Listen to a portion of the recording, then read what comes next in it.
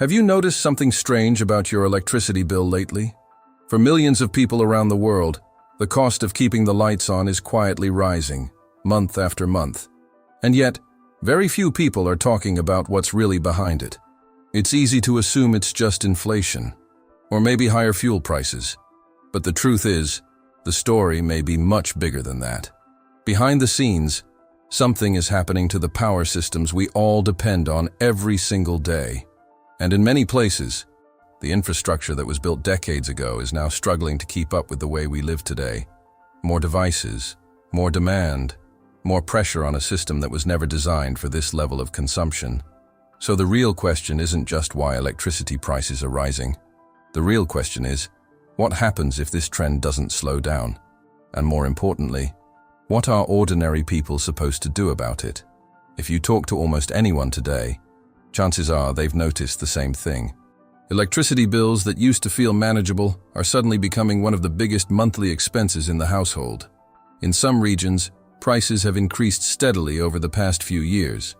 In others, the spikes have been sudden and shocking. Families that once barely thought about their power usage are now checking their meters, adjusting thermostats, and wondering what changed. But here's the thing. It's not just happening in one city or one country. Energy prices have been rising across large parts of the world. And while there are many reasons often mentioned, fuel costs, inflation, political decisions, supply chains, those explanations only tell part of the story, because behind all of that, there is a deeper issue that most people rarely hear about. The modern world is using more electricity than ever before. Think about it. Just a few decades ago, the average home had a handful of appliances. Maybe a television, a refrigerator, a few lights. Today, homes are filled with smart devices, multiple screens, powerful computers, electric vehicles, streaming services, and systems that run constantly in the background. And every one of those things depends on the same electrical grid. A system that, in many places, was built long before this level of demand even existed. What many people don't realize is that the electrical grid we rely on today was never designed for the way we live now. Much of the infrastructure that powers our homes was built decades ago, in some cases more than half a century ago. At the time, electricity demand looked very different from what it is today. Back then, homes had fewer appliances. Businesses used less digital technology.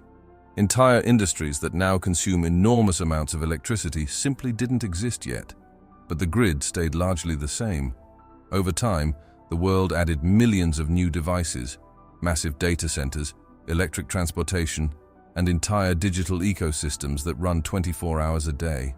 And all of it pulls power from the same system. In many places, that system is now under pressure. Not necessarily collapsing, but constantly being pushed closer to its limits. That's why you're seeing more warnings about energy shortages, more discussions about grid stability, and in some regions even the growing risk of temporary power outages. And when a system becomes strained, something almost always follows. Prices go up. Utilities raise rates to manage demand, maintain infrastructure, and prepare for future energy needs. For the average household, that means something simple but frustrating. The cost of living quietly increases, one electric bill at a time. A few months ago, I came across a story that really stuck with me. It was about a man named Robert, a retired mechanic living in a small house just outside a quiet town. Nothing fancy, just the same home he had lived in for more than 20 years.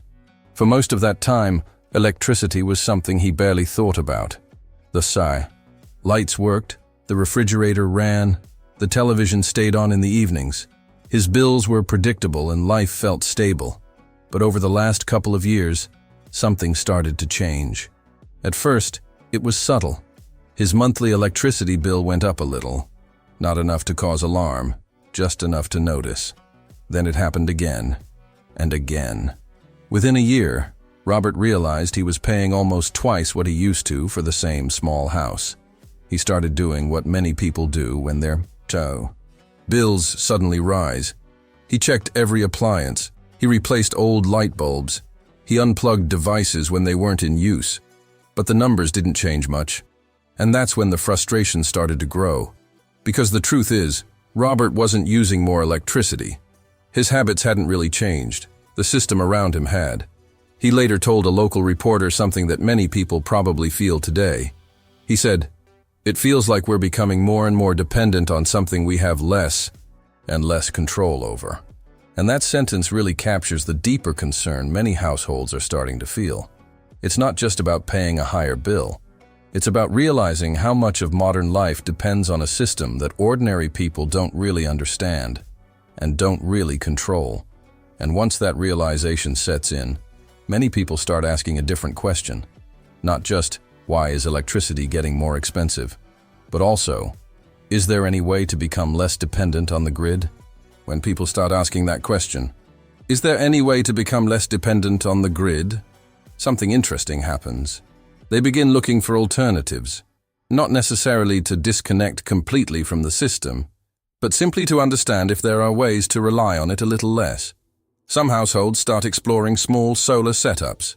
Others look into backup power systems, or ways to generate a portion of their own electricity at home. For many people, it's not about becoming completely off-grid. It's about having options. It's about feeling a little more prepared in a world where energy costs seem increasingly unpredictable. And while researching this topic, I came across something interesting. There are actually guides and resources being shared online that explain some of the approaches people are experimenting with. Simple concepts about small-scale energy generation and how certain systems can work at a household level. One of the guides that kept coming up during my research is called Energy Revolution System. I'm not saying it's the perfect solution for everyone, of course, but it's interesting because it walks through one of the ideas that people have been discussing when it comes to reducing dependence on the traditional power grid. If you're curious about how it works, I'll leave a link to it in the comments so you can take a look yourself. Over the past few years, conversations about energy independence have slowly started to grow. Not in a dramatic, overnight way, but quietly. More homeowners are beginning to ask questions they may never have considered before. Questions like, is there a way to generate at least some of the electricity my home needs? Are there small systems or methods that people can actually understand and build themselves? For a long time, the idea of producing your own energy felt complicated, expensive, or something only large companies could really manage. But with new technologies, shared knowledge online, and a growing interest in self-reliance, that perception has started to change. Some people are experimenting with small setups that supplement their home's energy use. Others are simply learning more about how electricity works and what options might exist outside the traditional grid. And that's exactly why resources like the Energy Revolution System have started gaining attention. From what I've seen, it focuses on explaining a concept that many people have never heard about before, a different way of thinking about how energy can be generated at a smaller scale. Again, it's not about claiming that this will magically eliminate your electricity bill, but for people who want to understand what alternatives might exist and how some households are experimenting with them, it can be an interesting place to start learning. At the end of the day, electricity has become one of those things most of us simply assume will always be there. We flip a switch, and the lights come on. But as energy prices continue to rise in many parts of the world, more people are beginning to realize how dependent modern life has become on systems we barely understand and have very little control over. And that realization is what's pushing some households to start learning more about how energy actually works and what options might exist beyond simply paying a higher bill every year. Of course, there's no single solution that works for everyone, but understanding the possibilities is often the first step toward making better decisions. If you're curious about the guide I mentioned earlier, the Energy Revolution System, you can find the link in the comments below. It simply explains one of the approaches some people are exploring when it comes to generating energy on a smaller scale and reducing their dependence on the traditional power grid. And sometimes, learning about these ideas can change the way we look at something we've always taken for granted: electricity. Because in a world where energy is becoming more unpredictable, knowledge might be one of the most valuable resources we have.